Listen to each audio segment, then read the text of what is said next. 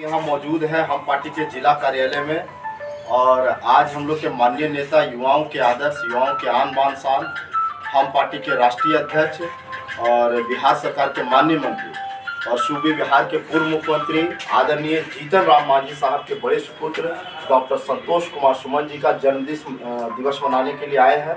आज उनका 49वां जन्म दिवस है और सभी कार्यकर्ता हम लोग हृदय से उनको धन्यवाद देते हैं, बधाई देते हैं, बहुत बहुत शुभकामनाएं देते हैं कि आप इसी तरह जीवन में आगे बढ़ते रहिए। और जिस उम्मीद और आशा के साथ आदरणीय जीतन राम मांझी जी ने पार्टी का गठन किया, उस मुहिम को कहीं न कहीं आपके नेतृत्व में, आपकी अध्यक्षता में निरंतर आगे बढ़ रहा है। और क्या कहते हैं, लोगों का जनसैलाब उमड़ रहा है और लोगों का भरोसा और विश्वास है पार्टी के प्रति जागा है। तो हम लोग आशा करेंगे कि आप अपने जीवन में इसी तरह आगे बढ़ते रहिए। जन्म दिवस की बहुत बहुत बधाई, शुभकामनाएँ। और हम लोग एक ही बात कहेंगे कि आप जियो हजारों साल, आप जियो हजारों साल। देखिए, आज हमारे पार्टी के राष्ट्रीय अध्यक्ष डॉक्टर संतोष मांझी जी का जन्मदिन है और आज हम लोग सभी पार्टी के जितने भी खास करके गया जिला के कार्यकर्ता यहाँ पर उपस्थित हुए हैं और केक काट करके उनका जन्मदिन हम लोग मनाए हैं, शुभकामनाएं दिए हैं। साथ ही साथ इस जन्मदिन के अवसर पर हम कहना चाहेंगे कि हमारी पार्टी के जो नीति, सिद्धांत, आचार विचार है और जो पार्टी का मूलभूत निहित है, बात निहित है, जीतन राम मांझी जी के नक्शे कदम पर चल रहे हैं। और इस राजनीतिक उथल पुथल में भी अपने आप को एक तरह से अस्थिर करके रखे हैं और राजनीति में नए आयाम स्थापित करने में कामयाब रहे हैं। हम लोग इसके लिए उनको तहे दिल से बधाई देते हैं। चाहे जिस तरह से मुख्यमंत्री बनते हुए भी मुख्यमंत्री के द्वारा उनको किया गया था, उसके बाद उन्होंने स्वेच्छा से इस्तीफा देना उचित समझा, तो कहीं न कहीं राजनीति में एक नई शुचिता, शिष्टाचार और कह सकते हैं कि ईमानदारी का जो स्वरूप उन्होंने स्थापित किया है, वह हम युवाओं के लिए एक आदर्श है। और पूरे बिहार में उनको लोग देखता, सुनता, समझता है, लोग काफ़ी प्यार उनसे करते हैं।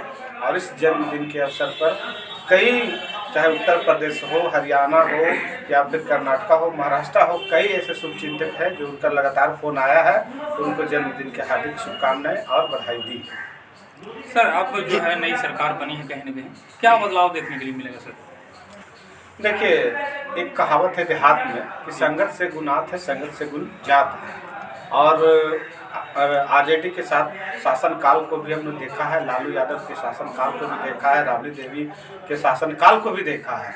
किस तरह से बिहार त्राहिमाम था, किस तरह से बिहार उबल रहा था, महिलाएं सुरक्षित नहीं थी, दलित महादलित के लोग का जीना दुभर था। सबसे ज़्यादा थाना पुलिस से अगर कोई पीड़ित था तो वो हम लोग गरीब परिवार के थे, दलित महादलित परिवार के थे। और इस शासन में बदलाव आने से कहीं न कहीं हम लोग सुरक्षित अपने आप को महसूस कर रहे हैं, बेटियां सुरक्षित महसूस कर रही हैं और गरीब गुरबा जो है निर्भीक होकर काम कर रहे हैं। रोजगार का अवसर पैदा होने का प्रयास हो रहा है और कहीं न कहीं जो सरकार का मूल था, सरकार का ध्येय था, सरकार का जो काम करने का तरीका था, उन सभी चीज़ों में बदलाव आया है। चाहे प्रशासन हो, पुलिस प्रशासन हो, किसी भी तरह का हो, कहीं न कहीं एक सकारात्मक ऊर्जा का संचार होने का काम हुआ है। और इस नई सरकार में हम उम्मीद करते हैं कि नई ऊर्जा विकास के कार्यों में उचित नए आयाम स्थापित करने का हम लोग प्रयास करेंगे।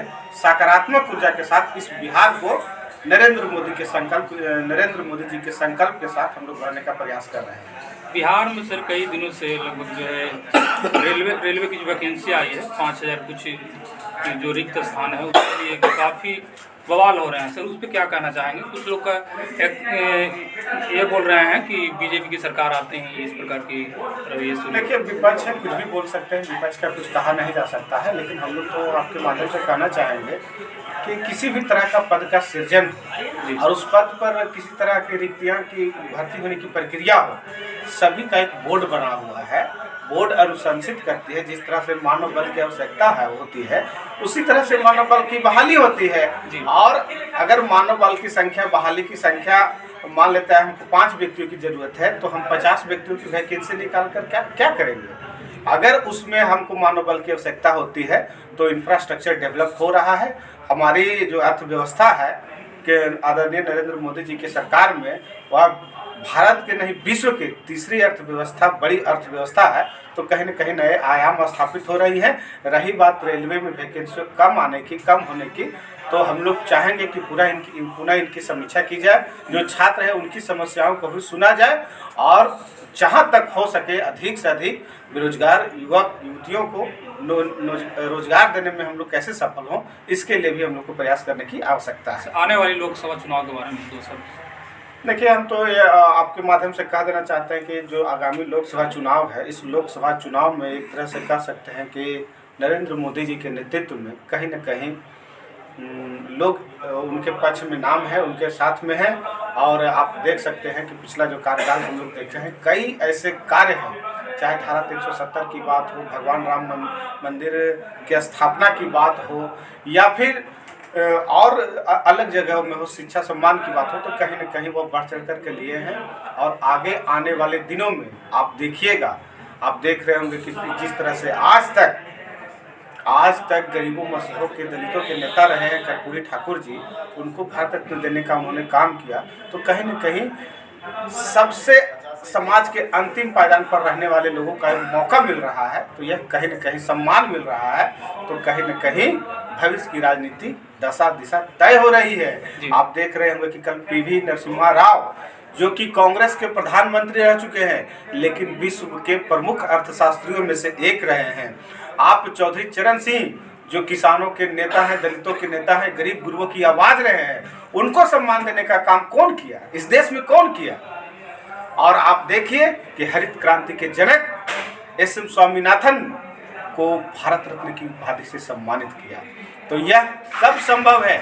जब मोदी है तो मुमकिन है।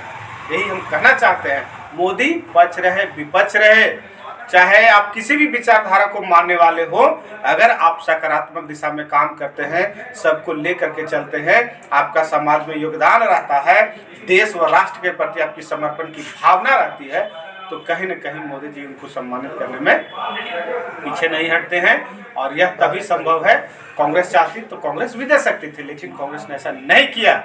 नरेंद्र मोदी के सरकार में ही, नरेंद्र मोदी जी के नेतृत्व में ही वैसे पुरोधा जो समाज को कहीं न कहीं आगे बढ़ाने में उनकी अहम भूमिका रही है, राजनीति के नए आयाम स्थापित करने में अपने आप को रहे हैं, तो ऐसे लोगों को भारत रत्न देकर सम्मानित करना कहीं न कहीं उनकी जो है व्यक्तित्व को दर्शाता है या स्वागत योग्य कदम है। जी, गया का लोकसभा है, गया लोकसभा से किनका चेहरा जो है इस पर जो है आने वाली है? देखिए, गया लोकसभा, इससे पहले जितने भी सांसद रहे हैं, किन्हीं को कोई जानता तक नहीं। देखिए, गया लोकसभा जहाँ तक बात हो सके, तो हम एक पार्टी के प्रवक्ता भी हैं, लेकिन हम आप लोगों को कहना चाहते हैं कि गया को जो उचित विकास में भागीदारी मिलना चाहिए था, गया वासियों को जो दिल्ली के योजनाओं से मिलना चाहिए था, वह कहीं न कहीं कमतर रहा है। हमारे वर्तमान सांसद विजय मांझी भी जी रहे हैं, हरि मांझी जी भी भाजपा के सांसद रहे हैं। सबका एक मापदंड है, सबकी एक कृति है, सबकी एक ख्याति है, सबको लेकर के चलना है। लेकिन जो उनके बचे हुए कार्य है, उस बचे हुए कार्य करने का कोई अगर मादा रखता है, तो उसका नाम है डॉक्टर संतोष मांझी। और संतोष मांझी केवल गया के चर्चित चेहरा नहीं है, बिहार के राजनीति में सबसे उभरते हुए युवा के चहेता हैं। और अगर आप यंग जनरेशन में पॉलिटिकल लीडर को देखते हैं, तो संतोष मांझी के जैसा परिपक्व नेता, पढ़ा लिखा हुआ नेता, डॉन बॉस्को का प्रोडक्ट, दिल्ली यूनिवर्सिटी से किया हुआ डॉक्टरेट, और अभी वर्तमान में गया कॉलेज गया से आपका असिस्टेंट प्रोफेसर, इतना उच्च मापदंड का व्यक्ति बिहार में कहीं दूर दूर तक नजर नहीं आता। तो कहीं न कहीं डॉक्टर संतोष मांझी जी इस चीज़ को करने में सफल रहे हैं। और ऐसे व्यक्ति अगर गया का नेतृत्व करते हैं, तो कहीं न कहीं गयावासी का सौभाग्य होगा। गयावासी कम से कम जो पिछड़ापन है, गयावासी को जो हकूक नहीं मिल पाया है, वह उसको मिल पाए, हम लोग यही कामना करते हैं। और उभरते हुए नायक है डॉक्टर संतोष मांझी जी को लोग चाह रहे हैं, लोग देख रहे हैं, आशा भरी नज़रों से देख रहे हैं कि कैसे वो आए और हम लोग उनको देख करके जिताएं, ताकि हमारी समस्याओं को हल हो सके।